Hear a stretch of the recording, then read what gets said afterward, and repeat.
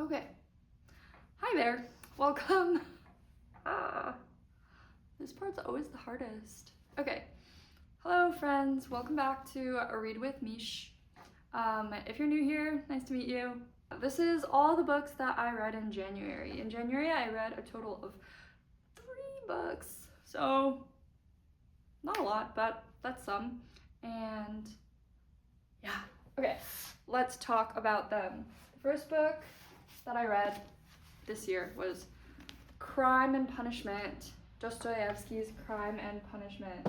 I didn't really know what to expect, honestly, going into this book because it is it is a classic, and I, as an adult, have been reading more classics and enjoying them for the most part.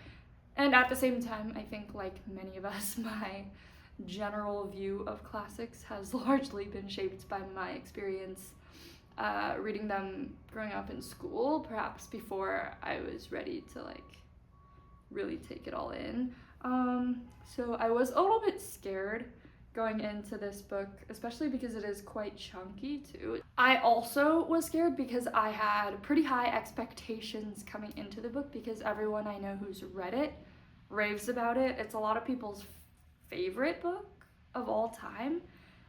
And in the past, when I've held very high expectations for books, it hasn't, sometimes whoa, my gosh, words, okay. And in the past, when I have held higher expectations for books, it has sometimes let me down, or it hasn't lived up to the hype, and that's just always so sad and disappointing. But this one definitely lived up to the hype. I get it now. I can't say that I would recommend it to everyone, just given the subject matter, but also just how it's written. For example, if you're not into big walls of text with no breaking, no breakage in the lines at all, this is a pretty standard normal thing in this book. Whether it's narrative or a monologue kind of thing where one character just rambles and rambles and rambles for pages with no paragraph breaks. I myself am a rambler, so I kind of appreciate that natural insight into someone's mind, but it is a lot to take in. But okay, let's go back. Crime and Punishment by Dostoevsky, probably one of the greatest, most well-known classics to exist. Before I read this book, I actually watched Crime and Punishment, the ballet that American Ballet Theater did. I really enjoyed that. It was super dramatic, and so I expected all the drama, and I certainly received all of the drama in reading this book. It is aptly titled Crime and Punishment. It is at its core about a crime and the ensuing punishment, but it also goes deeper than that. It explores the very definition of punishment, right? Because we have our main character, Raskolnikov. He does something bad. He commits a crime that he thinks he's doing for the overall good benefit of society. But he commits this crime, and then he spends essentially the rest of the story in a state of utter delirium, and it seems to get worse and worse. And so while we consider, and the book does talk about, what if I get caught and they find out it's me and then I have to go to jail, or they send me to this work in this very specific detention center for some time, right? Because that is a punishment for the crime legally. And also it just comes with a lot of thought questions, I guess, because is the delirium that he experiences a part of his, essentially, human psychology is so powerful, so is it his own, a manifestation of his own guilt in a way? Even though he doesn't really feel bad for doing what he did, he still believes that he is righteous because of this extraordinary man theory that he proposes based on Neapolitan, where essentially he is arguing that there are ordinary people in this world who have to go day by day in society as like following the law, doing as they should, and then there are people who are extraordinary, quote unquote, people like Neapolitan who sometimes have to cross a certain moral threshold and do some potentially gray things in order to benefit the entire society as a whole in the long run. So it's one of those things where the good ways outweighs the bad. And so if you read this book, you probably will also be thinking about whether this theory actually has any merit, because in my view it is a little bit questionable.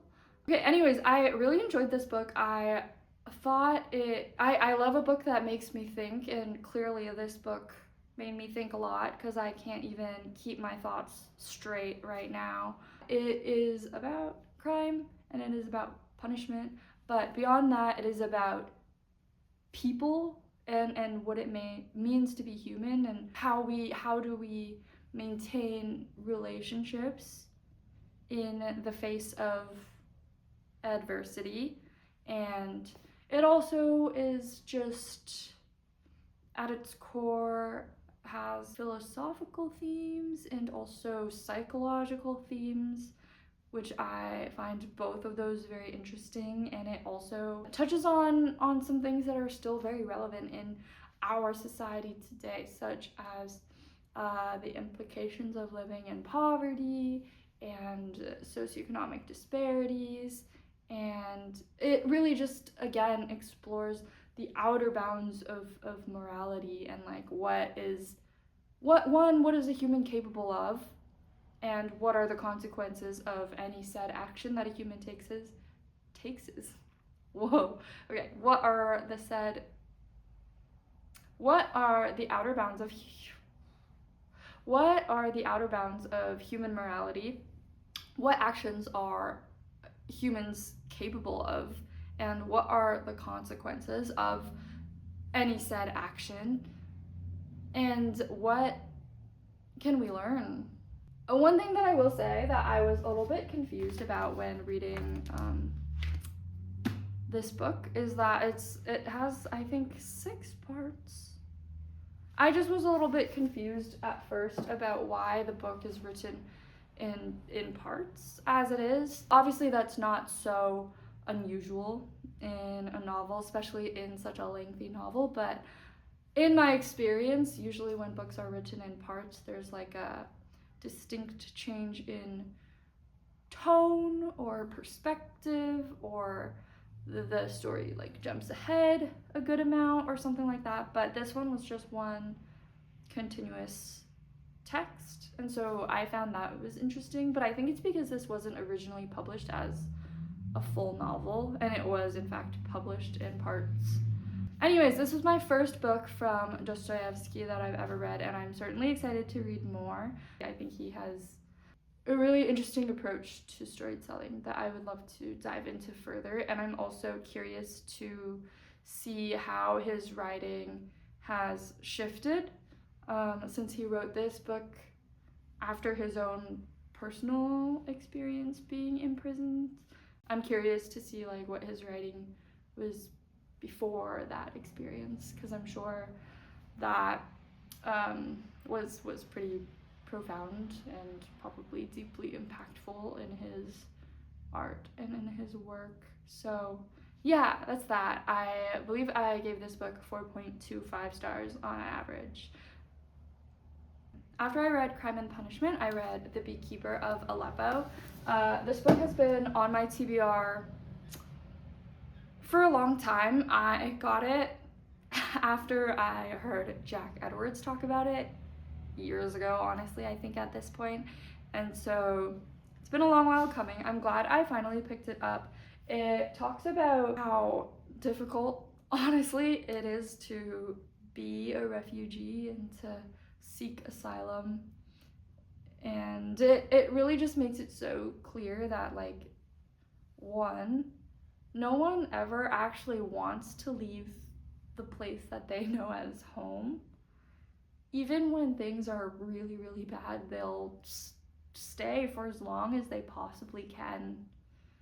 And then at a certain point, they're just forced to choose, you know, their life as they know it, and everything that they love and are rooted in as home, or they can choose mere survival. So it's heavy for sure, but also obviously very relevant to today. And I thought this book was pretty clever. I gave it also 4.25 stars. I thought it was well written. There are some beautiful sentences, and I love all of the sentiments expressed around beekeeping and the freedom that comes with that. Something interesting that I did find about this book that I thought was pretty clever and innovative is that every chapter is written in 2 parts, kind of. So the first part of every chapter is the present timeline, and the second part of every chapter is the past timeline, and these 2 timelines kind of progress in parallel, and they also are not that far apart. So we start the first chapter in the present and we move forward from there, and then the past timeline kind of goes back a little bit and is everything sort of leading up to this initial moment, which is pretty clever. And the way that it's done is that every chapter, or the first part of every chapter, ends not in a complete sentence, and the second part of the chapter carries on. So for example, this chapter, it says, I open my palm and he places it there. He tells me that he picked it off the lemon tree in, and then it just stops. And then if you turn the page, it says, you see, oh, he picked it off the lemon tree in Aleppo. So Aleppo is the final word of that sentence. And then the second part starts here, Aleppo was all dust. And I've never seen a book written in this way before, and I thought this was a really clever way to divide and bring together the 2 timelines.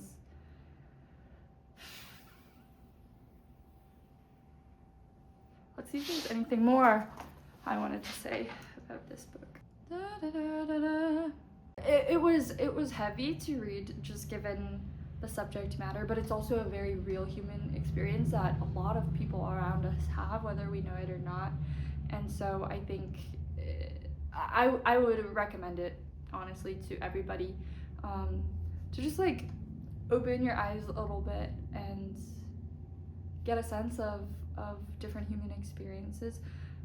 I also appreciate that it explores this idea of trauma and how it can manifest so differently in different people, just based on our character and our personality and whatever. It was interesting for me to navigate alongside the characters as they have to face and shift through their own trauma as individuals and then as a family unit together. I think that's like a very real and relatable thing that we all experience as well, perhaps to different extents and in different contexts, but that is tough, right? Our psychology, we just all think so differently, we act differently based on our thoughts and feelings, and sometimes that like clashes, you know, and we have to just like find a window into ourselves first and open our own hearts to our own selves first in order to create that open space of coming together and really figuring out how we can work together in this space. Anyways, it's a beautifully written book.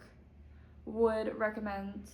Something that I am thinking about a lot that is a little bit lighter is that when the refugees from Aleppo or from Morocco, like we get to see sort of refugees seeking asylum from a lot of different places for a lot of different reasons, but they all end up sort of trying to get into Europe, like into the UK or whatever. And one of the things that I just never really thought about before is that a lot of men in different cultures don't stand up to pee. Like, it's just the norm to always sit to pee. And so when these men like make their way into the UK, finally they see the whole standing to pee thing, and they're like so put off and offended by it. They're like, what the heck, like, be a normal human and sit down. Who the heck stands to pee? And I just thought that's so funny. And again, that is like also that opened my eyes to a different kind of cultural perspective and norm. So that's that. Again, I also gave this book 4.25 stars. The last book of January that I read was Cujo by Stephen King. This book was okay. I thought it was very average, very mid for a Stephen King book. I am a Stephen King fan. I think he's so good at his craft. I say it every time, I'll say it again. The way that he writes his characters is unmatched most of the time. Every character has so much depth and nuance, and I just care so deeply about them. Unfortunately, this is a novel similar to Pet Sematary. I felt similarly, where I just like didn't find myself caring for the characters as much. I think in this book especially, I think it's a pacing issue. I think it is quite slow, and so like eventually I started to care a little bit more, but it took a very long time for me to get there, which is rare for compared to other instances in which I've read a King work. And I think because of the slow pacing, the way that the story jumps between like different sets of characters, which is again normal for King, I feel like in this one it didn't really work for me. I feel like it just chopped everything up, and I just didn't really like the read. That being said, I feel for the dog, as I think a lot of people do. It didn't make me cry, but I will say, of course, like, rabies is awful. Definitely make sure your pets are vaccinated against rabies, because it was so sad to see how rabies affected this dog, and then how this affected untreated dog then affected so many other people very negatively. So don't get me wrong, rabies is awful and terrifying in its own way, because it is a very real thing. I don't know that it is horror worthy. Like, I don't think that this book was like so scary. It didn't give me chills in the way that other books have. It just was interesting. I think I also had a certain expectation maybe coming in, because I was told that this is one of the books that Stephen King wrote when he was using the most and was high. So I kind of thought that meant that it would be crazier, like just like really intense, really insane things happening all of the time, nonstop, and it definitely wasn't that. At least it didn't read like that for me. Instead, I think it just read as like more disjointed. I do hear that this is one of Stephen King's favorite works of his own, and so I'm so sorry, Mr. King. I'm still a big fan, I promise. I gave this book 3.45 stars. Okay, so that is all of the books that I read in January. I started a fourth one, but it's not finished yet, so I won't talk about that right now. So, to wrap it up, I read Crime and Punishment, The Beekeeper of Aleppo, and Cujo. 3 very different books from very different contexts and times, and in general, I would definitely recommend Crime and Punishment to anyone who is even remotely thinking about reading it. I think that you will probably really like it. The Beekeeper of Aleppo I also would recommend to everyone, just because I think it's so necessary during, I mean, all the times, but especially right now. And Cujo, I mean, like, yes, read it if you're interested, but there are a lot of King novels that I would happily recommend to you over Cujo, if you know what I mean. All of this is just me. Take this with a grain of salt, do with it what you will. I just feel really lucky to be able to consume literature in the way that I am. I don't think that you should go out and buy every single book that you want to read. I've slowed down my book buying a lot. I've become a lot more intentional about it, and I'm actively working on reading down my physical TBR and using libraries more, and also using my e-reader more. All of that to say, go read a book. It's good for you, and I think you'll enjoy it. Honestly, if you choose something that you're interested in. It can be fiction, it can be nonfiction, it can be poetry, it can be a memoir, it can be whatever you want it to be. A book is a book. And I know it's like maybe overwhelming to hear all of these people saying, oh, my reading goal is 200 books this year or whatever, and like, good on them, to each their own. But I always say that one book is better than 0 books, and I think there are a lot of people that are in fact reading 0 books, which is really scary and really mind-blowing. Okay, yeah, go read a book and stand up for your community. Keep your eyes open. There's never a good time to be ignorant, but now is an especially bad time to be ignorant. So watch out for each other, stand up for each other, stand up for what you know is right, and read a book along the way. Take care of yourselves. I love you. Goodbye.